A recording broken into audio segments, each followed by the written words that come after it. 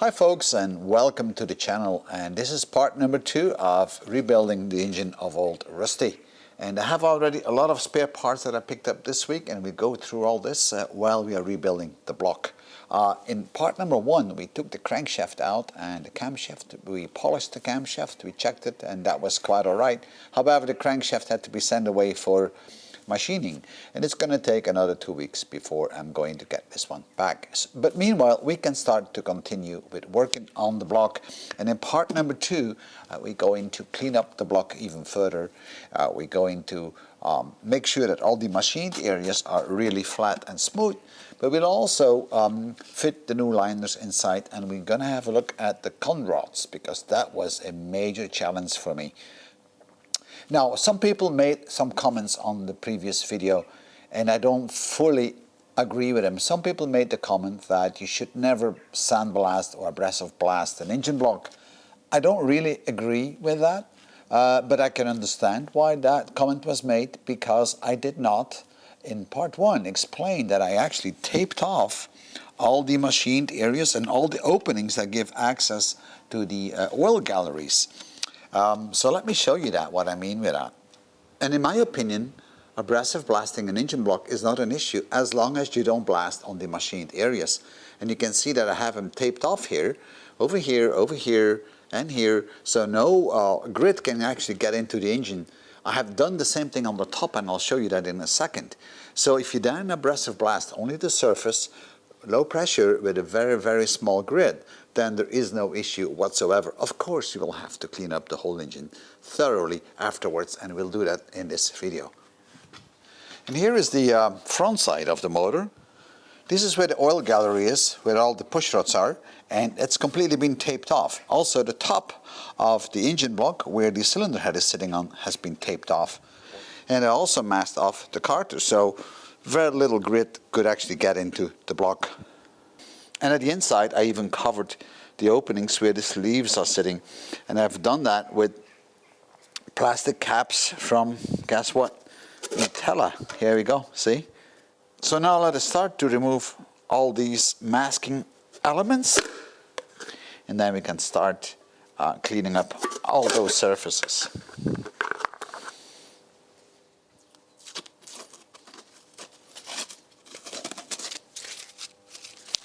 Cleaning up surfaces can be a bit tedious sometimes. You can have stuff that is stuck on it. I have a bit of tape here. I can probably peel that off if I wanted to. But this is a pretty good tool, what I have here. And this tool really allows you to put kind of a razor blade inside, and then you can use that to remove a lot of the unevenness that you have on the block. Now be very careful, this is a cast iron block, so here it's not an issue. If you do this on an aluminum block or another light metal block, be very careful, and you just slide over it, and then all these things will come off very quickly. See?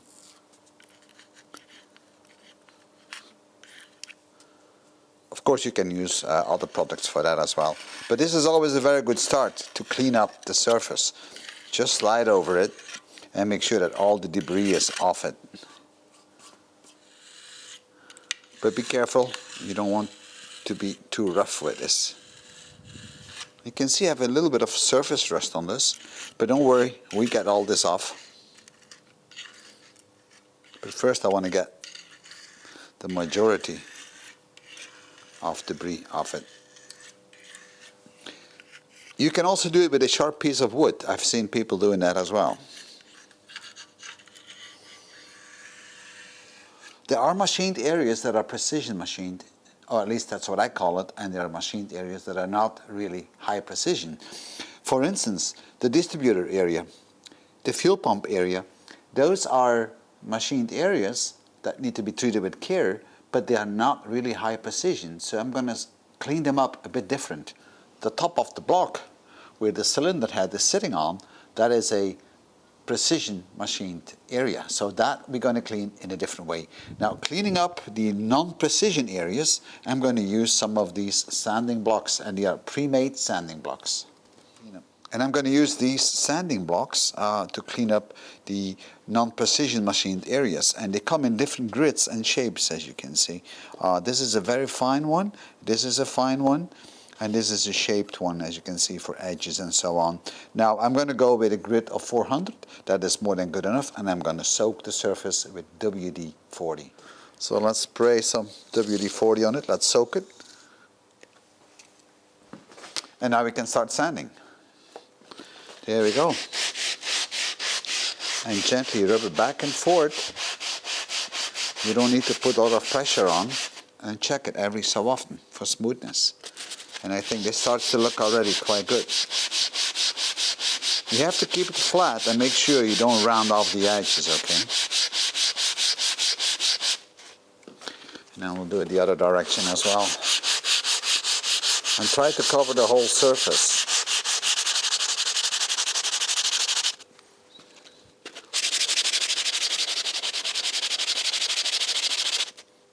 Let's give it a bit of a clean.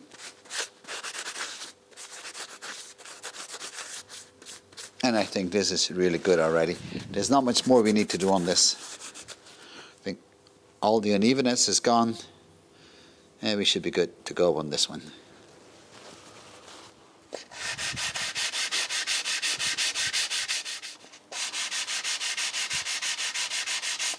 All right, so we cleaned up all the non-precision machined areas, and they are looking quite good. So I'm finished with cleaning up all the non-precision machined areas on the block, in the back, in the front, on the sides, and now we're going to clean up the top of the block where the cylinder head is resting on. Now that is a precision machined area, and I'm going to do this with a piece of flat glass, safety glass. That's what I have right here. This is a piece of glass, as you can see, and the edges are rounded off. That's important. And I'm going to stick to that some abrasive paper, probably a grit 400 with lots of WD-40. Now if you're wondering why I'm using glass, well, glass is very flat, and I'm going to show that to you with the micrometer on how flat that glass really is. So that's important. You have to have a flat substrate where you put the abrasive paper on, and I'm going to use thick glass for that. I've got a micrometer right here, and it's almost zeroized. Not in full yet, but let me do that. It doesn't really matter really. And I'm just going to move the block around on the glass, and you'll see the deflection of the needle, how much deflection we have. And you see, it's almost not moving. Oops, that's me. And it's not moving at all. It stays exactly where it is. Goes up a little bit there, but not a lot. So this proves that the glass is actually very flat, and you can move it left or right, and you can see, you know, the micrometer doesn't change really. So that makes it very suitable for sanding or cleaning up the block. So I have taped up my abrasive paper, and it's a grit 400, onto my glass, and now we're going to spray it with DW40.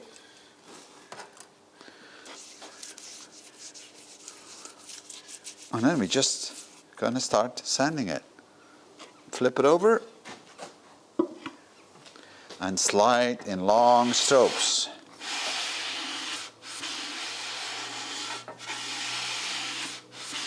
Until we have a clean surface.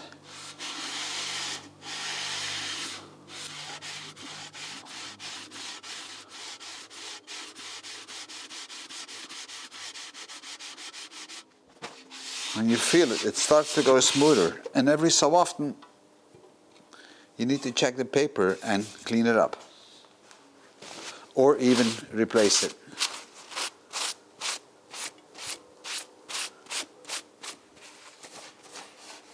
Alright, so this starts to look like a reasonable surface. We'll have to do a little bit more. Alright, so now we're going to do the same thing all over again with a smaller grit, an 800.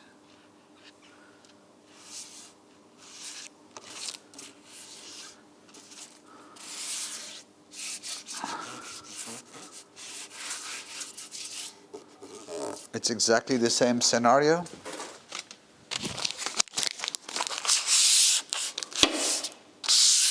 We will do exactly the same. Put some WD-40 on. I know I always say it backwards. Don't know why, but I do it. All right, wipe it open. Get some of this off. And we repeat the whole process.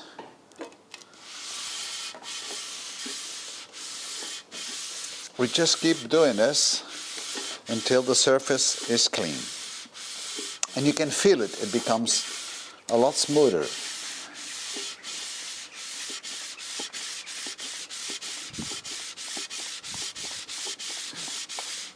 All right.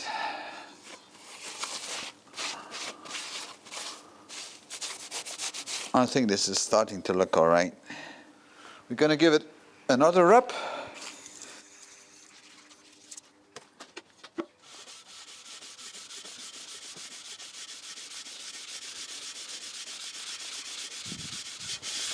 Do it from the other side to avoid patterns.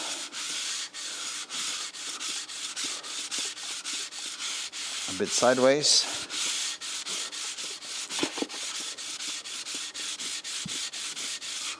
All right. All right. So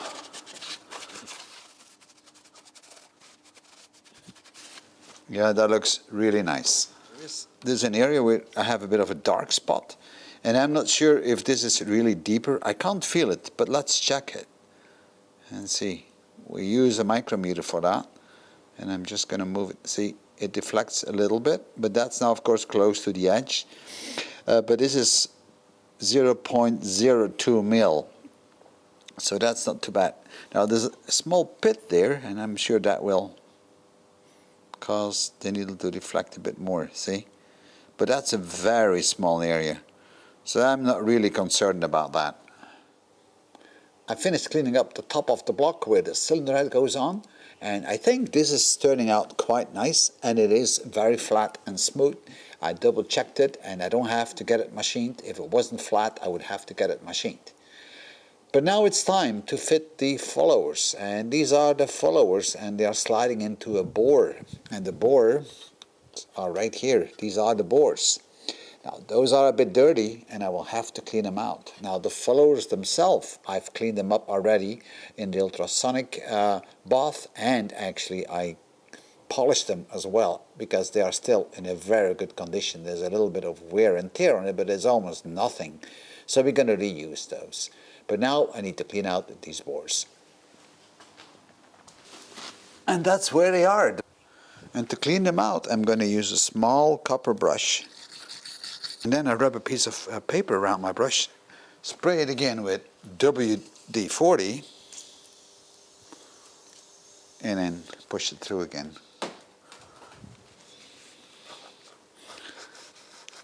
Just to get it nicely cleaned.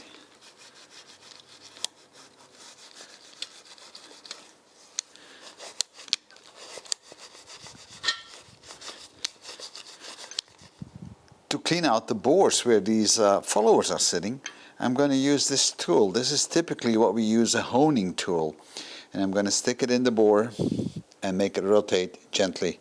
And I'm going to use again WD-40 to grease it. I moved it in. I'm just going to wet it nicely. And then I'm going to put my drill up and give it a few rotations.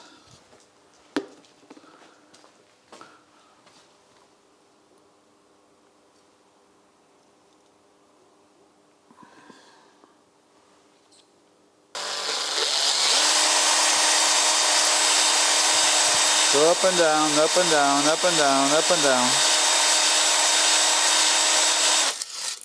And I think that this is already good enough. We honed the bore, and now we're going to try to fit the follower into it and see how good or how bad it fits. I greased it a bit, so I need to hold it from the back. So this feels quite alright. It doesn't fall straight through, so there's a little bit of resistance, but that's okay. That's because of the oil, and this is just fine. And this is the push rod, which is going straight through like this. So for that, I'm just going to use a little copper brush.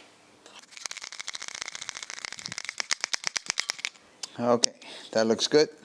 The block is almost ready to receive the new parts, but there's one more thing we need to do, and that's putting in the sleeves. Now this engine is using what we call sleeves or liners, and these are the actual cylinders, as you can see, and they are placed in the block like so. And of course there's a certain direction to place them in, and then of course inside you will have the pistons going in. And then we have a proper working cylinder. Now those sleeves have what we call a seating area. This is the seating area right here, and it has to sit on a paper seal all the way in the bottom of the block, and I got to make sure that that seating area in the block is clean, straight and flush. So that's what we're going to do right now. Now the old sleeves are in a real bad shape because the engine had been sitting still for so long, and they're really heavily grooved. I could probably get them drilled out and honed, but I'm not going to do this. And I found some other new ones, and I had to drive about 400 miles to get them. And these are the new sleeves. Look at that. Isn't that a beauty? Look how beautiful they are. Brand new. And I had to drive, like I said, 400 miles to get them. But I wanted to see them first to make sure they were exactly the same size, and they are. So that's the good thing. So now I can actually fit them. And in addition, I got the pistons inside. So I also got 4 new pistons.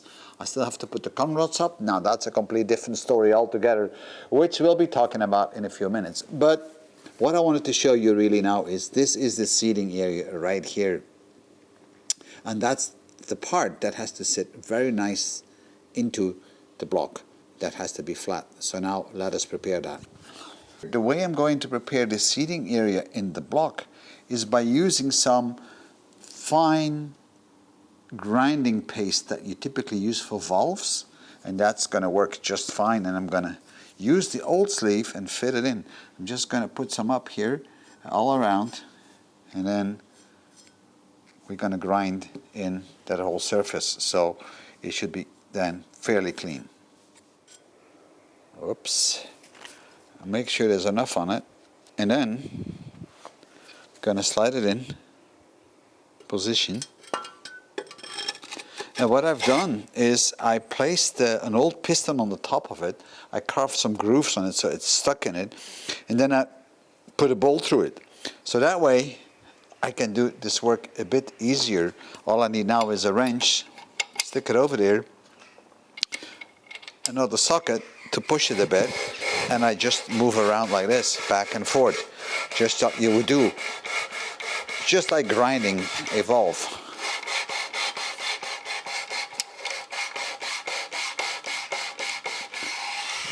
And I'm putting pressure in the middle of the piston. Not a lot, just a little bit. And we're going to do this until the surface is really smooth.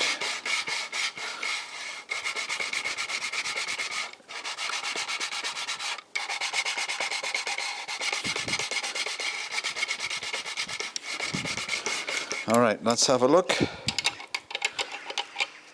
how good it is. And that's looking already quite nice. So I'm going to use some brake clean liquid to spray it off and see how good it is.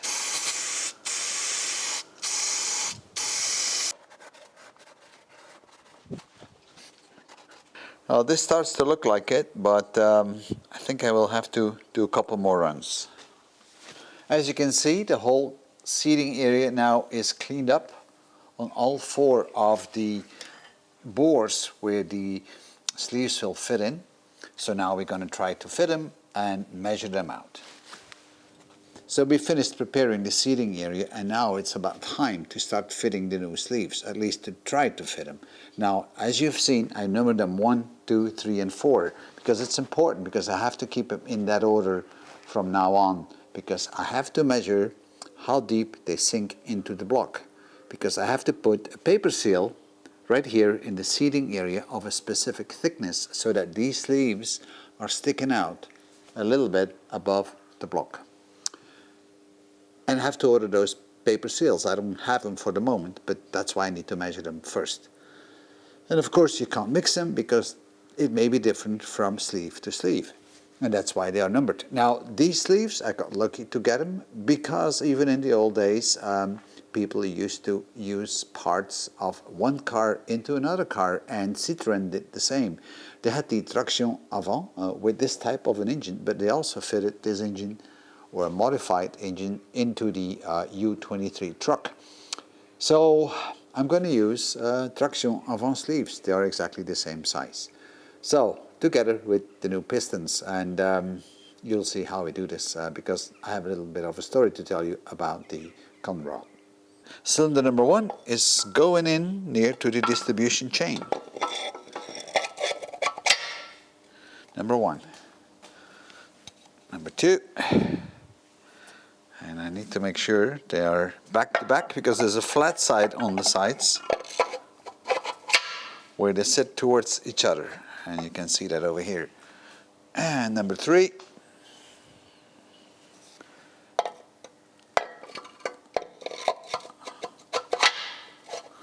Falls in very nicely. And number 4, and that's how I like to hear it. It's just dropping in. Okay. So now we need to measure the difference between the top of the sleeve and the cylinder block.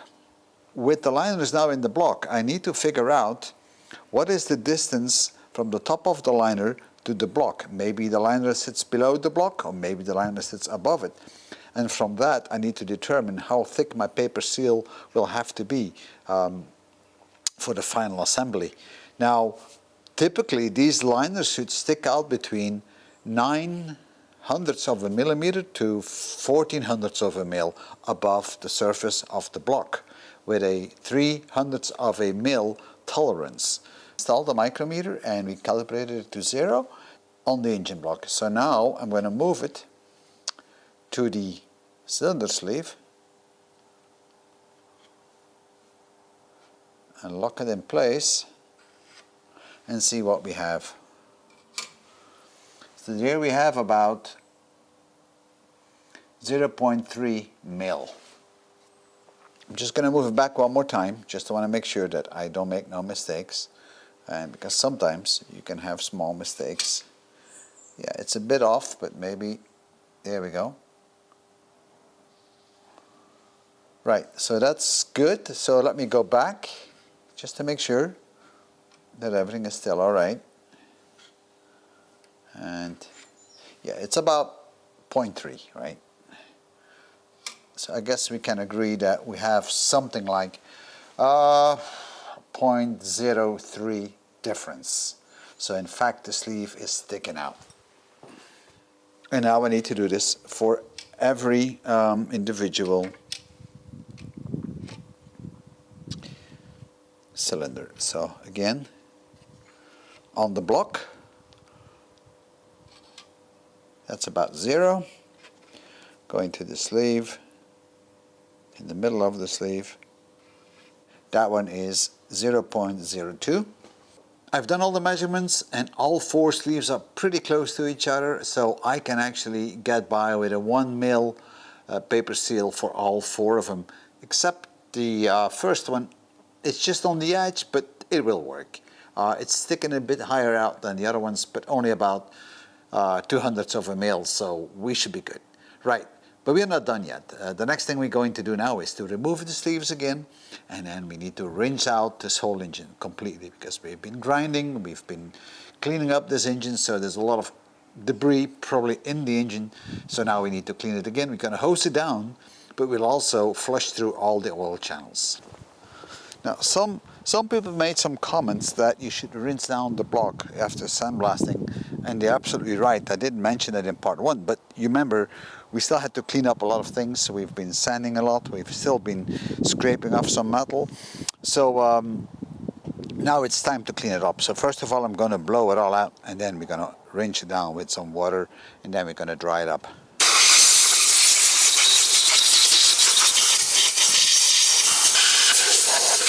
See what we need to do on the other side.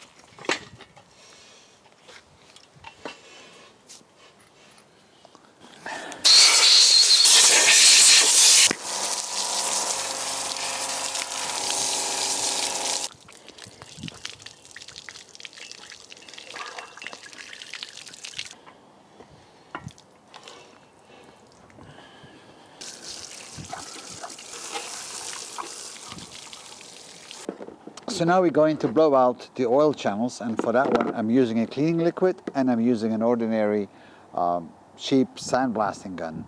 So that will suck it up and I will blow through the oil channels. Not much to it, but at least my oil channels will be all clean. All right.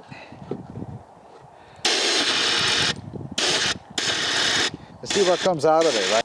Now you really don't want to stand in the way sometimes because it can become nasty.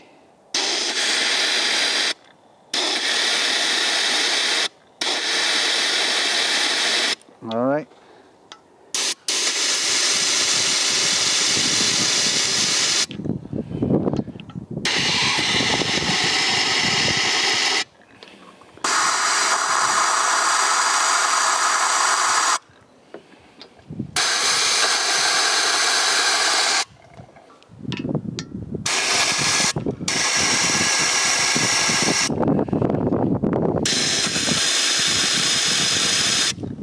I think there was a couple more at the inside.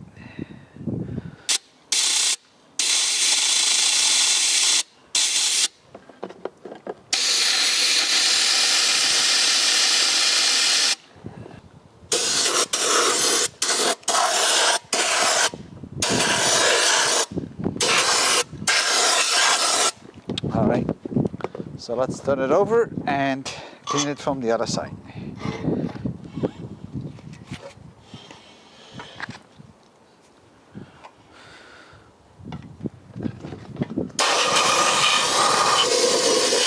Rinse it clean.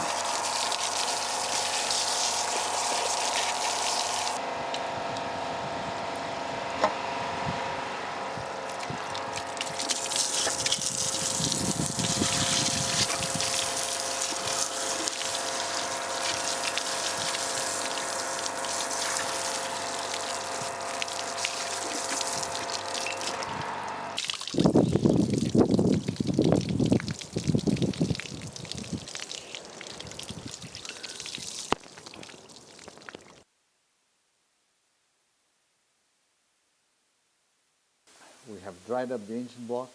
I put some grease on the edges and now I'm just going to put some plastic foil on it because it's going to take a few weeks maybe before I get the parts. The engine block is all cleaned up, it's ready to receive the new parts, but I can't put the parts in because I just don't have them yet. The crankshaft is still out, so it has to wait a bit. But there's one more thing we forgot, and those are the conrods. These are the old conrods, and these are a bit of a problem because those are a bit special. But I did find some replacement types, and it's a bit different, as you can see. But let me give you a close-up, and then you can see what I mean. And here you have the new conrod and the old one, and you can see immediately the difference. The difference is that the old one is having this white metal on here, soft metal, and that's the bearing really, and that's been molded onto there, so you can't put no oversized bearings in there. The new one, here, this one, you can put the oversized bearings in. Now I didn't put them in yet because I don't have them yet.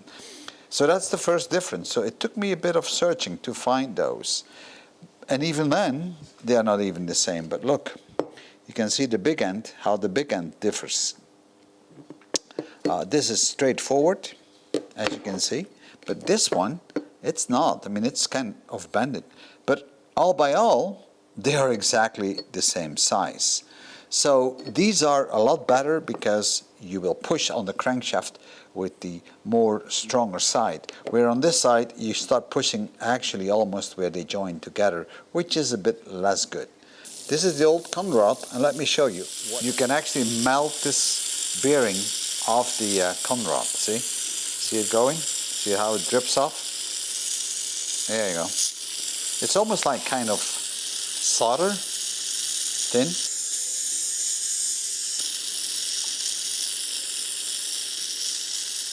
And here it is, the white metal. So if you have this kind of conrods, and the big ends are with white metal for the bearing, then you really have a problem because you will have to turn them in to get that reworked because you want to have an oversize because my crankshaft is being grinded. And that means they have to melt it all off and then have to pour new metal onto it, and then put it back to size. This is very expensive. I double checked it at a machine shop, and this is running $200 per conrod. That's a lot of money. Where the new ones that I just got are only $70 a piece. So the decision is very quickly made. These are the new conrods, but with new conrods you have to put them on the scale because you want them to have all the same. So the first one is 664 grams. The second one is 664 grams. Now that's good. 663 grams, so that's 1 gram less. And 664 grams. So I have 3 exactly the same ones, and I have one which is probably like, I think it's very close though. It's probably half a gram off. Now you can correct this, and you should correct this, so they all have the same weight. And balancing all the conrods to the same weight is easy. You just need to grind off in this area some metal until they all have the same weight. I already grinded off most of it, so I'm going to leave it as is, but that's where you would do it. You have a special metal block to do that. This is at the bottom of the big end of the conrod.